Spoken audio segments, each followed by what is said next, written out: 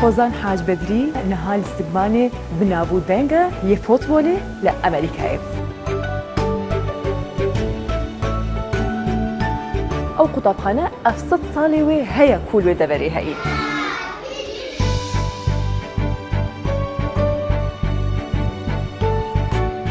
و حتا نەهاژی ترسا چەقینە ماینان لە وێ دەبەرێ هەیە.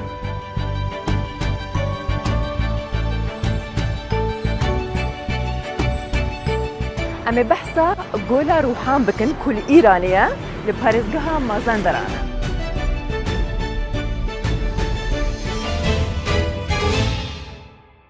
سلااو و ڕێز و حرمەت ئەس سورەیە هەساریمە جارەکە دنجی دی بەرنامەیە چاوێڕووداوێ لەگەلوەمە و میوانە ماڵەوەمە. دەفیچەرێن خۆی دەستپێکێدا ئەمێ بەحسا چیرۆکە خۆرتێکی ژێ باشووری کوردستانێ بکەن کووردە و لە ئەمریکای دژی فەرمە. دەکاوەرە نەها ئەم بووە بەحسا چیرۆکە خۆرتێکی بکەن کوژ باشووری کوردستانیە و لە ئەمریکای دژی.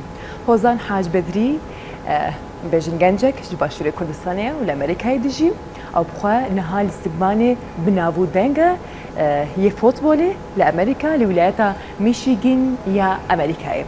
Ew bixwe di nava tîma xwe de gelek serkeftinên cûr be cûr tomar kirine, xudan xewnên baş e, her wiha jî gelek xelat jî bi dest xwe ve înan e. Hevkarên me li Amerîkayê berê xwedzane جمعی چونه سردان آوی کرنه و بهتر جیجی ناس کرنه کاج برچه چو امریکا و فوتبال لیستیه فرمو امجی به دور ناس کرنه. حۆزان حاجی بەدری کوڕا کوردێکی باشووری کوردستانە لە ئەمریکا بە شێوەیەکی پرۆفێشناڵ یاری فوتبۆڵی ئەمریکی دەکات. ئێمە لە نێو یاریگەی زانکۆی ڕۆژاوای میشیگن سەردانمان کرد و ویستمان لە نزیکەوە چیرۆکێم یاریزانە پرۆفێشناڵە کووردە بزانین. سەرەتاش ئەوەمان پرس چۆن و کەی بڕیاریدا ئەو یاریە بکات.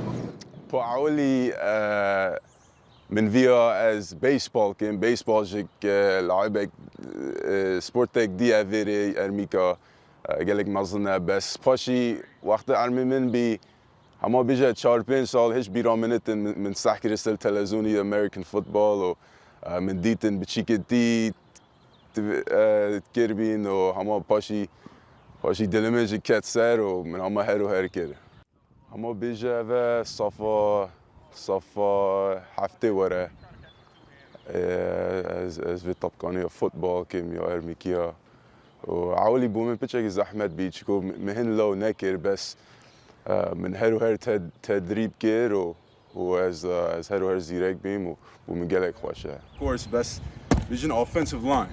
This is offensive line as defensive. حۆزان ئێستا بۆ یانەی زانکۆی ڕۆژاوای میشیگن یاری دەکات. کیانەکە لەسەر ئاستی ناوەڕاستی ڕۆژاوای ئەمریکا کە 12 ویلایەت دەگرێتەوە لە پلەی دووەمدا. هاوکات ژمارەیەک خەڵاتی بردووەتەوە.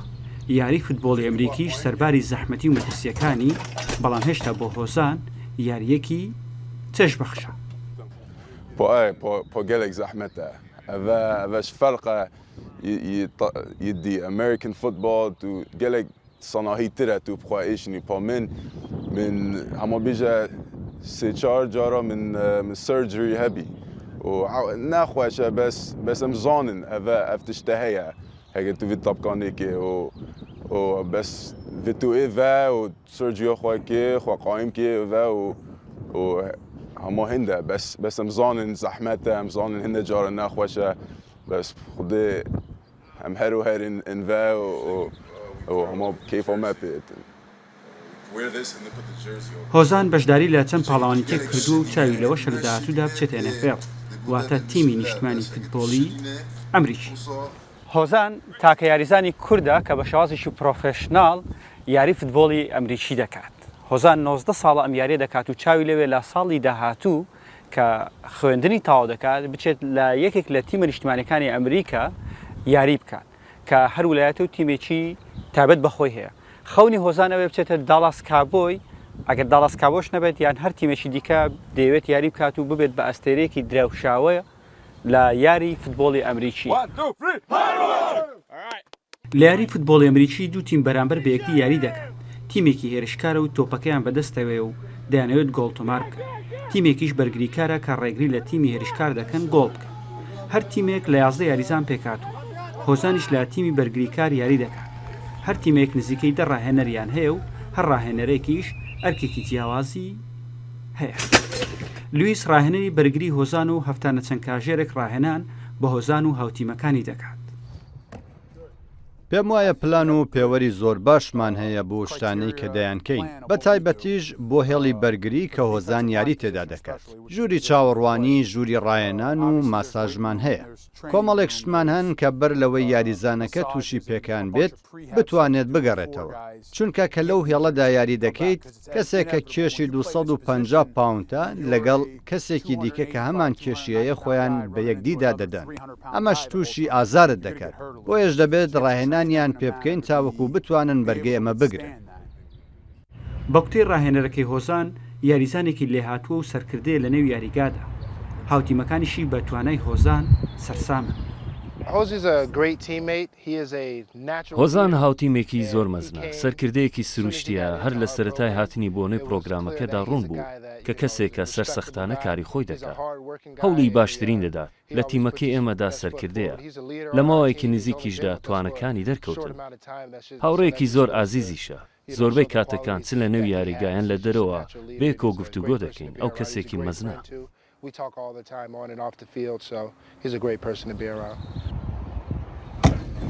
هۆزان ڕۆژانە چەند کاژێرێک ڕاهێنان دەکات. هەروە بەشێکی ڕاهێنەکانیشی تایبەتن بە ڕاهێنانی جەستەیی، چونکە بۆ ئەم یاریە دەبێت لە ڕووی فیزیکیەوە بەهێز بێت. چاویشی لەوێ لە داهاتوودا بچێتە NFL، واتە تیمی پلەیەک لەسەر ئاستی ویلایەتەکانی ئەمریکا. من ڤێتەس چم NFL و ڤێتەس vê salê xwe zîrekêm ev sala min ya dumahîke yê kuliyê û heke ez xwe zîrekîm eşim van tiştakêm bes ez zanim ne sanahiye bes min gelek zehmetî dîte min gelek nexweşî dîte û ez bêjim eşim çim NFLê û heke ez neçim min şahida xwe heye ez nûkê ya magisterê xwînim û bes ez bêjim eşim çim NFLê. یاری فوتبۆڵ ئەمریکی بۆ یەکەم جار لە ساڵی 1960ەکان کراوە. کارتی سوور و زەردی نییە و یاری دڵخوازی ئەمریکیەکانە. ماوەی یاریەکە 6 خولەکە و بەسەر 4 گێمی 15 خولەکی دابەشکراوە. بە هەر گۆڵێکی 6 خاڵ دەدرێت بەو تیمەی گۆڵەکە تۆمار دەکات. ئەم یاریەش بە پێچەوانەی ناوەکەی خۆی تەنیا لە سەرەتای یاریەکەدا قاچ لە تۆپەکە دەدرێت و دواتر بە درێژایی یاریەکە بەدەست یاری بە تۆپەکە دەکرێت. دیار کوردە ڕوودا و میشی.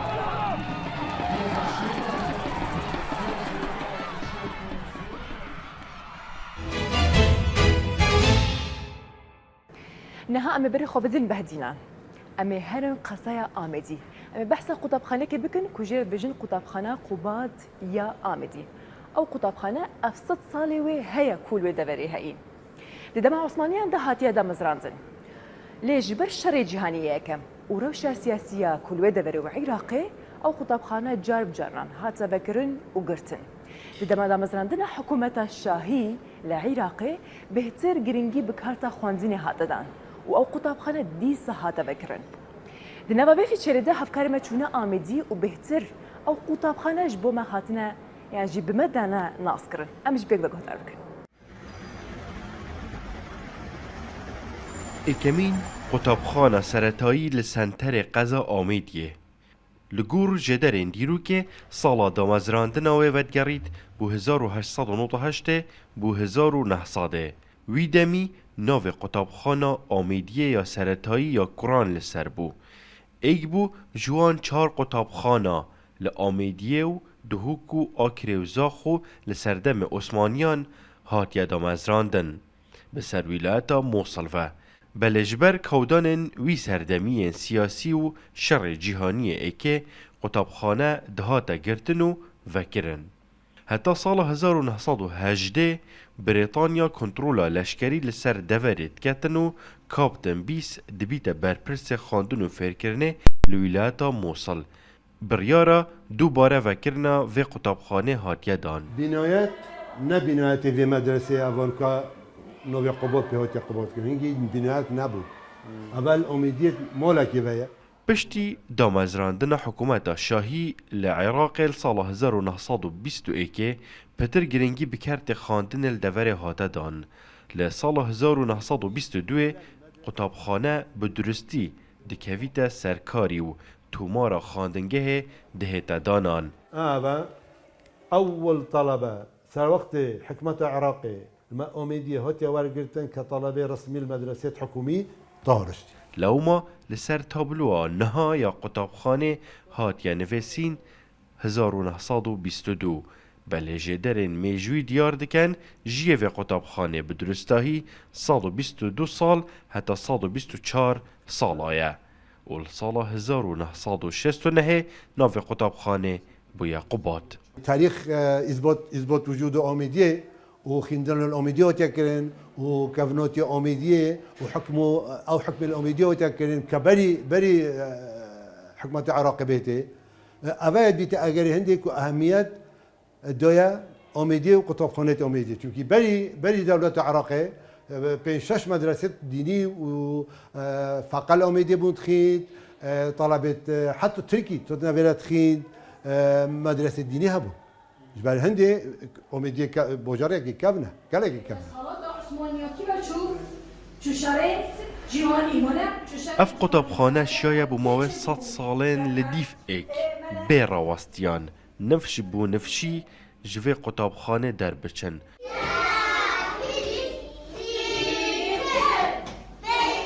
بویا ایک جهمای خاندن و زانینه لقضا آمیدیه هزارات جيل يلبر في قطابخانه درچوين اش مهندسا بگیرش محامیا بگیرش سفیر درکفتین وزیر جه درکفتین اساسا که بنجه بویه في قطابخانه تدریس و باش بو ما مستویت کردن خدانشیان بود و حتی نوکجی و بردوام و امشانازید بین حتی نوکجی که اما مستوین في قطابخانه و ده هر بردوام جیلت پشتی مجیبین و اوادی بیت اساسا بنیاتک بو پرورده الامیدیه و ابا نبس قطابخانه بو باجر امیدیه بو ابا بو دوروبر امیدیه خره بو همه منطقه بگیره شیلا دیزه بگیره درالوکه بگیره شکانه بگیره و بو همه دیانت جی هبونی اغلبه جی دیت صالت کمن دو بهرابتری جی طلبت و مسیحی جی نوف دا تاین و حتی نوکجی و ده هر بردوام بیجی لکولرو دیروک نویز دیار دکن دم اف قطابخانه هاتیا دامزراندن آواهی نبو تنه دگوشه که مزگفت مازنده واند گودنا قطابیان اف خواندنگه هواکی هاتیا آواه کرن در دامزراندن چه آواهی نبونه آواهیت که دا بویه دست بی که وقت جدرک بیجیت کشیه که مزگفت مازن بویه پشت آواهی بوب کری هاتی نگیرتن بردوام بوینه حتی که خواندنگه هک سالت 50 با هاتی آوا کردن بس او خواندنگه هجی نمایه هاتی و هر رفاندنش لای دولت و خلکی باجری و پشت هنگی او آواهی ویگوی تیدا هاتی آوا کردن هرج دامزراندن و قطابخانه هتانها لسردم 14 سالات و رژیمان بردوام بویه دیسان به زمان ترکی و عربی و کردی لهاتیا خواندن اف خطابخانه سردم دولت عثمانی هبویه سردم عراق ملکی هبویه سردم عراق کوماریجی هبویه حتی که گهشت ویگو سردم میمه پشتی سرهلدان و دامزراندن حکومت فدرال کردستان اف خطابخانه بردوام بویه خواندن دست بکرد و خطابخانه به زمان ترکی عثمانی بویه پشتی بویه زمان عربی پشتی ویل سال هفتاد قناقه که دو زمان کردی جارا کردی هاتیه و تعریب کردن آن و که خواندن و بویه و عربی پشتی سرهلدانه و حتی که ویگوه زمان کردی و ویگوه خواندنگه هکا بنراتی تیتش مرد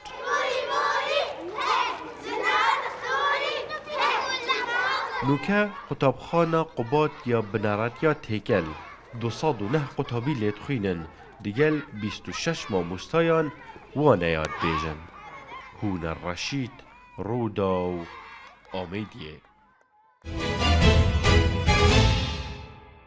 قەزای پێنجوێن لە پارێزگا سلێمانیەیە یەک جوان دەبەرانە کۆ بۆ خەزایبوونا خوا گەلێکی ناوزارە کەسکایەتی لێ گەلێکی پڕە دە هەمان دەمێدەژی دەما کۆ دەبەهاراندا تو ناخوازی چاوی خۆ لەسەر خوازایبوونا وێراکە ئەو بخوا دنابەرە سینۆرێ باشوور و ڕۆژهەڵاتی کوردستانê dikeve ku hîna dibin bandora şerê Iraq û Îranê ze ku heta niha jî tirsa teqîna mayînan li wê deverê heye beşek ji xelk û welatiyên wê deverê em xwebûne mêvanên wan û ji bo me behsa wê yekê dikin ku piraniya wan jî ئەندامێن خۆ ji ber teqîna wan mayînan ji dest dane û bêhtir jî bo me behez dikin û hindek gazînê wan jî hene. Em pêk ve guhdar û temaşe bikin.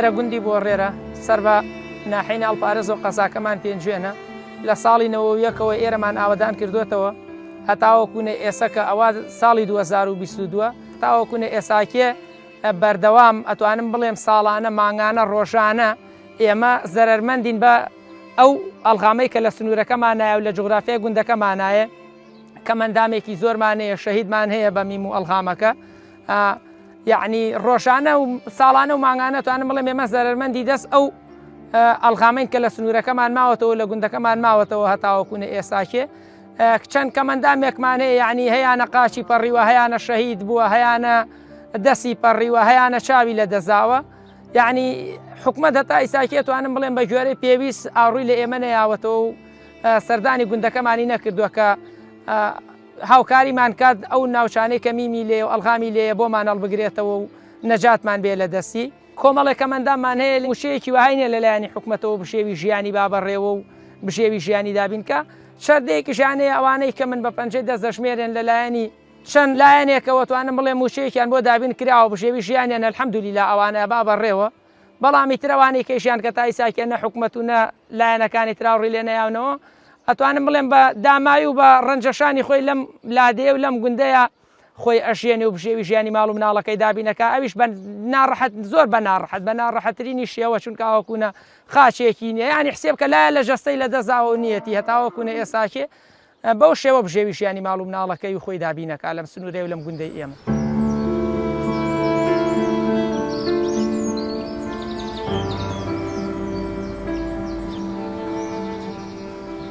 وڵای کاکەم دانیشتووی بۆ ڕێرم بوو ساڵی 91 بوو ئەمە لێ هاتیەوە ڕەمەزان و بەهار بوو 3 ڕۆژ بە ڕۆزم لێوە چوم پێنج کوڵە هەتا پێژین ژاژۆ هەتا ئەوێ ئەڵغامە زۆر زۆرمانتۆ لەم وڵاتە هیچ دەوری نەبوو ئەمە تۆی بینی ئەم دیودی و بەخوا برا شتی پێنج کوڵە بوو ئەم شخصیە بوو هەڵمەوەتەوەی وەڵا ئەوانەیە هەڵمەوەتۆ ترەکەم تووڕا 315 ئەڵغامی پێچکوڵم لەم بۆرەکان کردبوو بۆ سێ ڕۆژە هەڵمیتی دو ئەڵغامەکەم پیاتەقی وەڵایی سیارەیەکی هەڵ بە دو عالەمیاڵە بوو بردمیانە خوارەوەی تر باش بوو ئەو کوڕی برامە زۆر هەوڵاوەتی با قاچی بەشکێ تەواو نەی بڕنۆ باش بوو ئەوێ دەرچوو بوو قاچەستانە ئەم نەکردەوە جەوم باشە بەزەم ئەژنۆی تژیامە لێ قۆمی ئێشێکیاتە زۆر ناڕەحەتی کردو هەر 100,000 ماوەنێ کاکە من ئیسا 100,000ەکەی مەجال نەبووە لەم بەفراشم وەری بگرم ئیسا حواڵەی سلێمانیان کردە سویان چۆرێ وەری بگرم 100,000ەکە هەر بەشی کرێ سیارەکە تەمام نێشم بۆی هیچ دەورێکی نییە بەخوا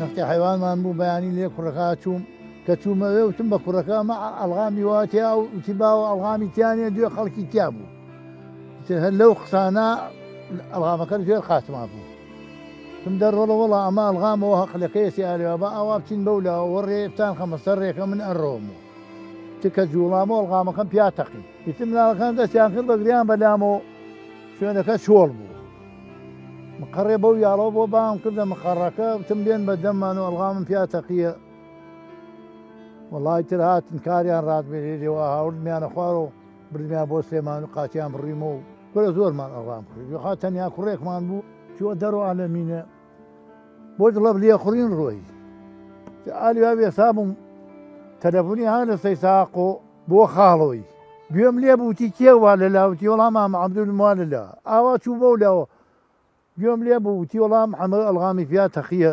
قەدامەڵای وەی بردبوو پرزای کردبوو دەستی قرتان بوو کۆرە هیچی نێشت بوو ئیتر بە مردووی هاوڕیانەوە من وەکو ئەنجومەنی ئەم گوندە داواکاریمەوەیە لە دەسەڵات دارانی ئەم حکومەتەی ئەمڕۆی هەرێمی کوردستان لەلایەنی پەیوەندیدار لە حکوومەتی هەرێمی کوردستان ئاوڕێکمان لێباتەوە سەردانی سنوورەکەمان کا بزانێکە ڕێژەی ئەمەندامەکانمان چەندێکە ڕێژەی شەیدەکانمان چەندێکە هاوکارمان بێ بۆ پاکردنەوەی ئەو ئەلغامەی کە لە سنوورەکەمانایە توانم بڵێم ساڵانە و ڕۆژانە ئەناڵێنین بەدەست ئەو ئاسەوارە پیسەی حکوومەتی بەعسەوە کەماوەتەوە لە سنوورەکەی ئێمە و لە گوندەکەی ئێمە.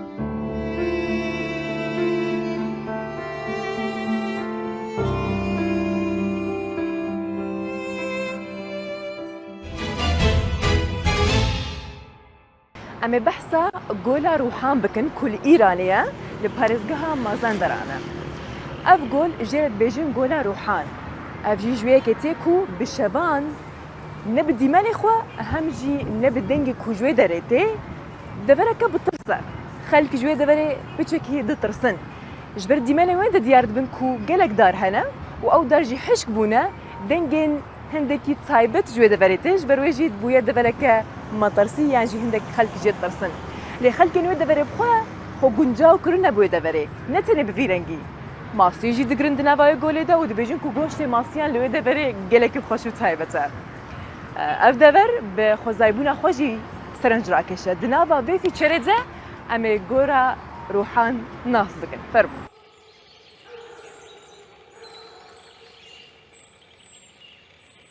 ئەمە دەریاچەی ڕۆحەکانە لە ئێران. هەندێک جار خەڵکی ناوچەکە پێی دەڵێن دەریاچەی جنۆکە یاخود دەریاچەی مەمرەز.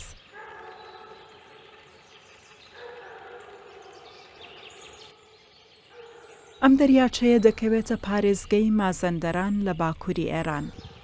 بە یەکێک لە دەریاچە ترسناکەکانی ئێران دادەنرێت. لەبەر ئەوەی ئێواران تەم ناوچەکەتدا دەپۆشێ و دەنگی ترسناک لە نێودارەکانەوە دێت.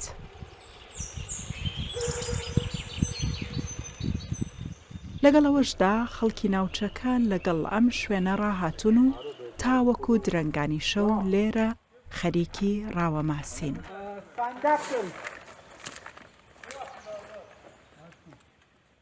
اینجا مایه دیگه هم بود چون این اردکباری ریختن داخل آب اون مایه دیگه رو خورد حالا چون این مایه رو خوب میزنه چون گشنه ماسی دیکە لێرە هەبوون بەڵام جۆرە ماسێکی دیکەیان خستە ناو دەریاچەکە کە پێی دەڵێن ماسی مراوی گۆشت بە قولابەکانمانەوە دەکەین و ماسی مراوی ڕاودەکەین لە تەواوی باکووری ئێران شوێنێکی ئاوا جوان نییە بەڵام بەهۆی نەبوونی خزمەتگوزاری و ڕێگاوبان جوانی ئێرە دەرنەکەوتووە هەندێک جۆری ئاژەڵی زۆر دەگمەن لێرە هەن وەکو کۆتری کێوی و دارکوب و قازی جیاواز 4 تا 5 تا محیطبان همش اینجا هستن میگردن اینجا کسی که مثلا شکار کنه یا اینا بهشون گیر میدن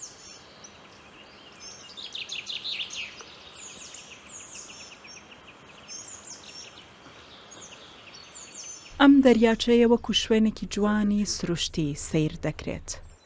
بەهۆی دەوڵەمەندی بە جۆرەها دار و ڕووەکی سروشتیەوە. هەروەها جۆرەها ئاژەڵی ئاوی لە نێو دەریاچەکەدا.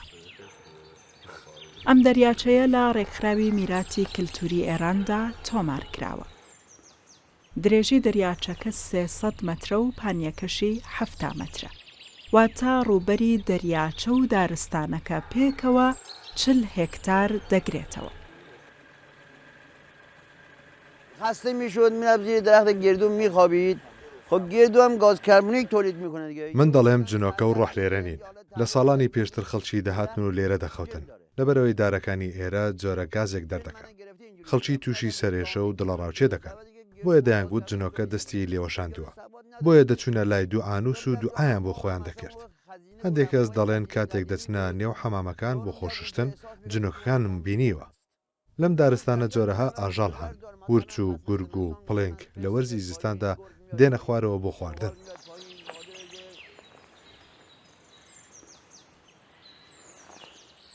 ئەگەرچی دارەکانی ئێرە بەردەوام لە نێو ئاودان بەڵام سەوزاییان کەمە و دارەکان وشک دەردەکەون بۆیە خەڵکی ناوچەکە پێی دەڵێن دەریاچەی ڕۆحەکان.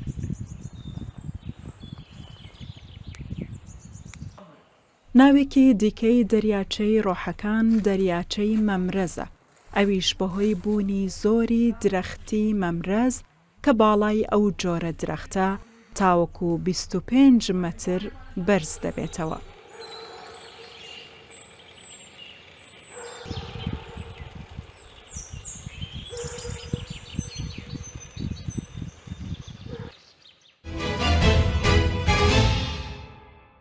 تماشەوانên çavê Rûdawê bi vê qederê gihan zawiya xeleka xwe îro ji bernameyê çavê Rûsawê. Wekî me her car dibêjin, ger ku hizrekoyî baş hebe, ciwan hebe, serenjrakêş hebe hûn dikarin birya îmeyliyan jî hejmara telefona me bo me rê bikin. Em ê jî bikin fîçerên ciwan û balkêş û bo we pêşkêş bikin. Hetanî xelekek din, hûn her di nava xêr û xweşiyê din. Xwedê beraber.